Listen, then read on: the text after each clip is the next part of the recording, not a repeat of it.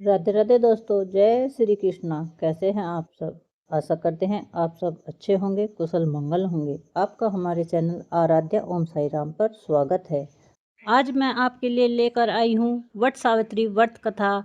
यह व्रत हमारे उत्तरी भारत में बड़े ही धूमधाम से मनाया जाता है। इसमें सुहागन महिलाएं अपने पति की लंबी उम्र के लिए यह व्रत करती हैं और 16 श्रृंगार कर वट वृक्ष यानी बरगद के पेड़ की पूजा करती हैं और अपने सुहाग की लंबी उम्र के लिए कामना करती हैं। चलिएगा प्रारंभ करते हैं आज की व्रत कथा।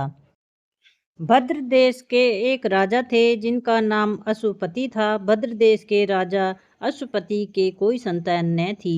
उन्होंने संतान की प्राप्ति के लिए मंत्रों का उच्चारण के साथ प्रतिदिन 1,00,000 आहुतियाँ दी। 18 वर्षों तक यह क्रम जारी रहा। इसके बाद सावित्री देवी ने प्रकट होकर वरदान दिया कि राजन, तुझे एक तेजस्वी कन्या पैदा होगी। सावित्री देवी की कृपा से जन्म लेने के कारण से कन्या का नाम सावित्री रखा गया। कन्या बड़ी होकर बेहद रूपवान हुई। योग्य वर न मिलने के कारण उनके पिता बड़े ही दुखी हुए। उन्होंने अपनी कन्या को स्वयंवर तलाशने भेज दिया।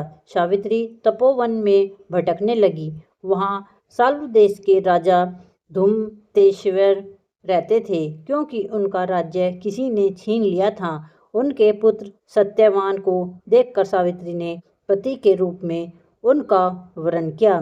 ऋषिराज नारद को जब यह बात पता चली तो यह राजा अश्वपति के पास पहुँचे और कहा कि हे राजन, यह क्या कर रहे हैं आप?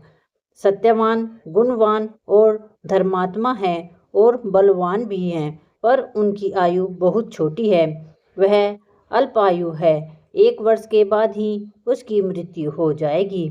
ऋषिराज नारद की बात सुनकर राजा अश्वपति घोर चिंता में डूब गए। सावित्री ने उनसे कारण पूछा तो राजा ने कहा, पुत्री, तुमने जिस राजकुमार को अपने वर के रूप में चुना है वह अल्पायु है। तुम्हें किसी और को अपना जीवन साथी बनाना चाहिए। इस पर सावित्री ने कहा कि पिताजी, आर्य कन्याएं अपने पति का एक बार ही वरण करती हैं। राजा एक बार ही आज्ञा देता है और पंडित एक बार ही प्रतिज्ञा करते हैं और कन्यादान भी एक ही बार किया जाता है। सावित्री हट करने लगी और बोली, मैं सत्यवान से ही विवाह करूंगी। राजा अश्वपति ने सावित्री का विवाह सत्यवान से कर दिया। सावित्री अपने ससुराल पहुंचते ही सास ससुर की सेवा करने लगी। समय बीतता चला गया। नारद मुनि ने सावित्री को पहले ही सत्यवान की मृत्यु के दिन के बारे में बता दिया था। वह दिन जैसे जैसे करीब आने लगा, सावित्री अधीर होने लगी। उन्होंने 3 दिन पहले से ही उपवास शुरू कर दिया। नारद मुनि द्वारा कथित निश्चित तिथि पर पितरों का पूजन किया। हर दिन की तरह सत्यवान उस दिन भी लकड़ी काटने जंगल चले गए थे। साथ में सावित्री भी गई थी। जंगल में पहुंचकर सत्यवान लकड़ी काटने के लिए एक पेड़ पर चढ़ गए। तभी उसके सिर में तेज दर्द होने लगा। दर्द से व्याकुल सत्यवान पेड़ से नीचे उतर गए। सावित्री अपना भविष्य समझ गई। सत्यवान के सिर को गोद में रखकर सावित्री सत्यवान का सिर सहलाने लगी। तभी यहाँ यमराज आते दिखे। यमराज अपने साथ सत्यवान को ले जाने लगे। सावित्री भी उनके पीछे पीछे चल पड़ी।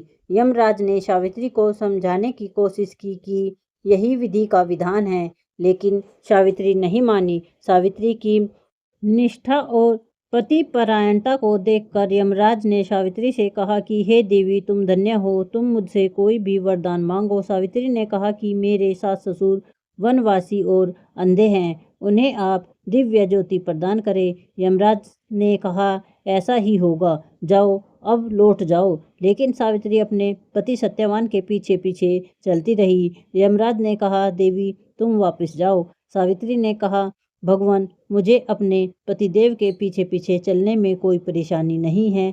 पति के पीछे चलना मेरा कर्तव्य है। यह सुनकर उन्होंने फिर से उसे एक और वर मांगने के लिए कहा।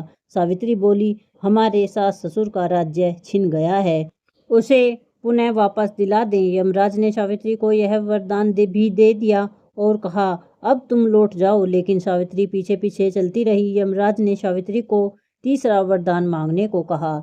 इस पर सावित्री ने 100 संतानों और सौभाग्य का वरदान मांगा। यमराज ने इसका वरदान भी सावित्री को दे दिया। सावित्री ने यमराज से कहा कि प्रभु, मैं एक पतिव्रता पत्नी हूँ और आपने मुझे पुत्रवती होने का आशीर्वाद दिया है। यह सुनकर यमराज को सत्यवान के प्राण छोड़कर जाने पड़े। यमराज अंतर्ध्यान हो गए और सावित्री उसी वट वृक्ष के पास आ गई जहाँ उसके पति का मृत शरीर पड़ा था। सत्यवान जीवित हो गया और दोनों खुशी खुशी अपने राज्य की ओर चल पड़े। दोनों जब घर पहुंचे तो देखा कि माता पिता को दिव्य ज्योति प्राप्त हो गई है। इस प्रकार सावित्री सत्यवान चिरकाल तक राज्य सुख भोगते रहे। अतः पतिव्रता सावित्री के अनुरूप ही प्रथम अपने सास ससुर का उचित पूजन करने के साथ ही अन्य विधियों को प्रारंभ करें। वट सावित्री व्रत करने और इसकी कथा सुनने से उपवासक के विवाहित जीवन या जीवन साथी की आयु पर किसी प्रकार का कोई संकट आया भी हो तो वह टल जाता है। बोलो सावित्री माता की जय। दोस्तों, अगर आपको वीडियो पसंद आई तो वीडियो को लाइक करें, चैनल को सब्सक्राइब करें और अपना प्यारा सा कमेंट हमें ज़रूर लिखें। बोलो राधे राधे।